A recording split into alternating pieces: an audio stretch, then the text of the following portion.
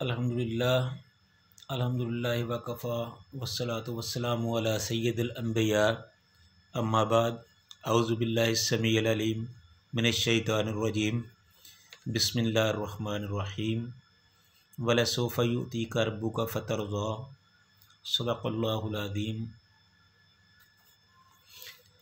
एक दफ़ा मक्का में सख्त किस्म का कहत पड़ गया तो लोग इकट्ठे हुए और मशवरा और प्रोग्राम करने लगे कि अल्लाह ताला से दुआ की जाए कि बारिश की दुआ की जाए। तो कुछ लोगों ने कहा कि लात और उज़्ज़ा के वसीले से दुआ की जाए, और कुछ लोगों ने कहा कि हमारा तीसरा बड़ा बुत मनात है उसके वसीले से दुआ की जाए। तो कुछ आदमियों ने कहा कि आपके पास इब्राहीम अलैहिस्सलाम की निशानी मौजूद है, तो फिर आप गलत रवश पे क्यों जा रहे हो।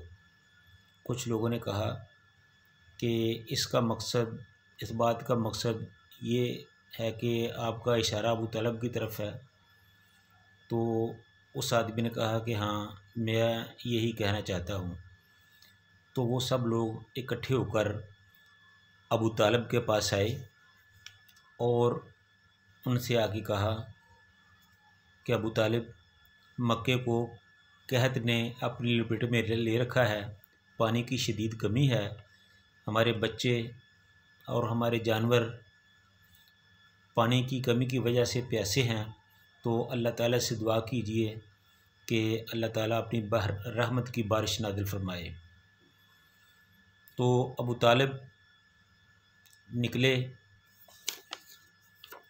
और दुआ के लिए आए। उनके साथ रसूलुल्लाह सल्लल्लाहु अलैहि वसल्लम भी थे और बिल्कुल ऐसे लग रहा था जैसे रात के वक्त में सूरज निकल आया हो।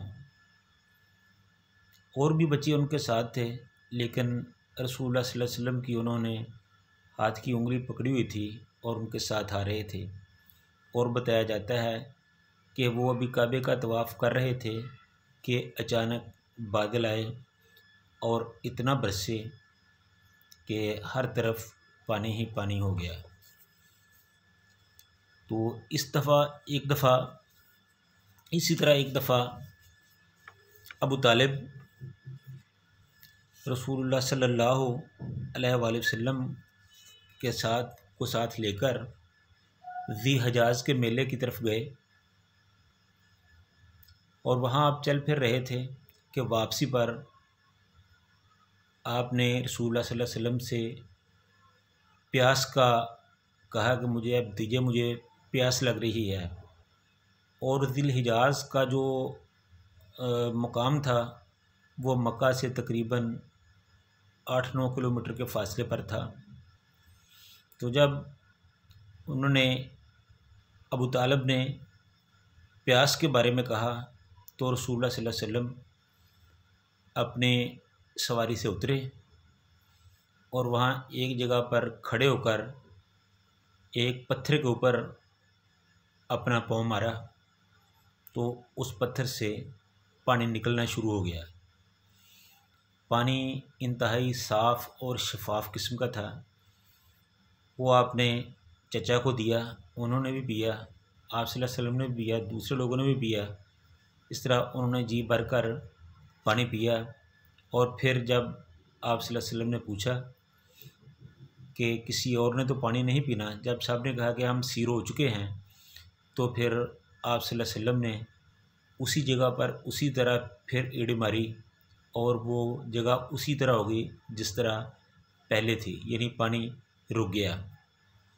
तो इस तरह एक दफ़ा रसूलुल्लाह सल्लल्लाहु अलैहि वसल्लम अपने दूसरे चचा ज़ुबैर बिन अब्दुल मुत्तलिब के साथ कुछ देर उनके पास भी रहे थे। तो वो यमन की तरफ तजारत के लिए जा रहे थे। तो रास्ते में एक बस्ती थी जहाँ एक ऊँट था जो बड़ा सरकश था। वो मुसाफिरों को रास्ता नहीं देता था और मुसाफिर इस बात से बड़े तंग थे। तो जब रसूलुल्लाह सल्लल्लाहु अलैहि वसल्लम वहाँ पहुँचे तो लोगों ने कहा कि ये ऊँट तो आपको गुज़रने नहीं देगा। तो आप सल्लल्लाहु अलैहि वसल्लम अपनी सवारी पर सवार थे, तो उन्होंने अपनी सवारी को थोड़ा सा आगे बढ़ाया, तो वो जो ऊँट था वो चलकर आप सल्लल्लाहु अलैहि वसल्लम के सामने बैठ गया और अपना सीना ज़मीन पर रगड़ने लगा। तो आप सल्लल्लाहु अलैहि वसल्लम अपने ऊँट से नीचे उतरे और वो जो सरकश ऊँट था उसके ऊपर सवार हो गए और इस तरह उस पर सवार होकर वादी से काफ़ी दूर तक चले गए। तो वो लोग बहुत हैरान हुए कि ये ऊँट तो किसी को अपने करीब भी फटकने नहीं देता और मोहम्मद सल्लल्लाहु अलैहि वसल्लम इसके ऊपर सवार होकर जा रहे हैं और उसको कुछ कह भी नहीं रहा। तो इसी हालत में रसूलुल्लाह सल्लल्लाहु अलैहि वसल्लम वादी से काफ़ी दूर निकल गए और दूसरे लोग भी साथ थे। तो इस तरह फिर वो उस ऊँट को आपने छोड़ दिया और अपने ऊँट पर सवार हो गए। तो जब वो तजारत का माल लेकर यमन से वापस आ रहे थे तो रास्ते में एक वादी पड़ी जिसमें बहुत ज़्यादा पानी था और पानी भी बड़ा तूफ़ानी किस्म का था और कोई और रास्ता भी नहीं था। तो वो बहुत परेशान हुए कि हम काफ़िले की सूरत में हमने निकलना है, तो अब हम क्या करें। तो आप सल्लल्लाहु अलैहि वसल्लम आगे बढ़े और अपनी सवारी पर बैठे हुए एक तरफ से अपनी सवारी को पानी में डाल दिया और अपने साथियों को कहा कि आप भी मेरे पीछे पीछे आ जाएं। तो इस तरह सारा काफ़िला रसूलुल्लाह सल्लल्लाहु अलैहि वसल्लम के पीछे पीछे आ गया और इस तरह वो जो तूफ़ानी किस्म का जो पानी था जिसे देखकर लोग खौफ खा रहे थे, लोग बड़े आराम से उस पानी के अंदर से अपने सामान समेत गुज़र गए और लोग बहुत हैरान हुए कि यहाँ से तो खाली आदमी भी नहीं गुज़र सकता और ये सामान के साथ सारे गुज़र गए हैं, ये क्या माजरा है। तो इस तरह ये भी एक वाक़या पेश आया जिसे लोगों ने खुद अपनी आँखों से देखा। तो थोड़ी देर के बाद एक दफ़ा हज़रत अबू तालिब जो सामान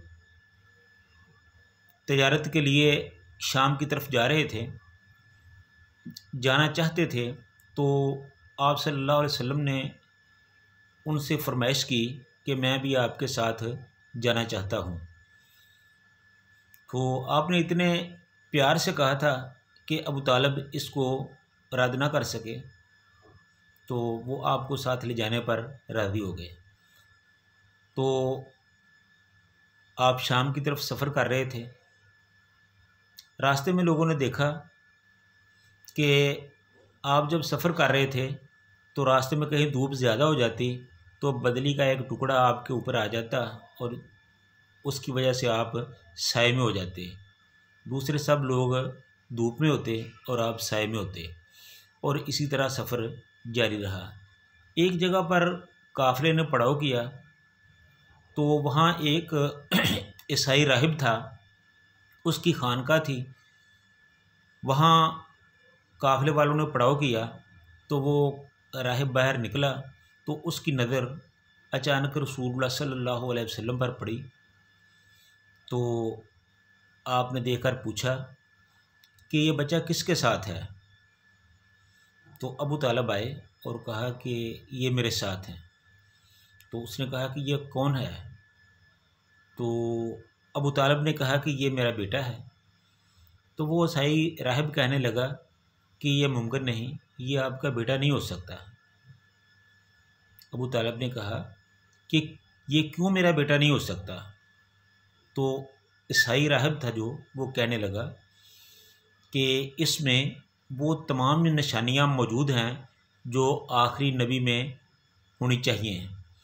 तो उनकी एक सबसे बड़ी निशानी ये है कि उनका उस नबी का जो बाप होगा वो उसके दुनिया से आने से पहले ही फ़ौत हो चुका होगा और बचपन में ही उसकी माँ भी फ़ौत हो चुकी होगी।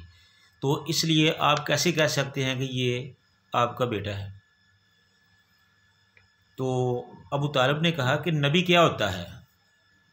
तो उस ईसाई राहब ने कहा कि नबी वो होता है कि जिसे अल्लाह ताला आसमान की खबरें बताता है और फिर वो नबी अल्लाह के हुक्म से वही बातें आवाम तक, लोगों तक पहुंचा देता है, तो उसको नबी कहते हैं।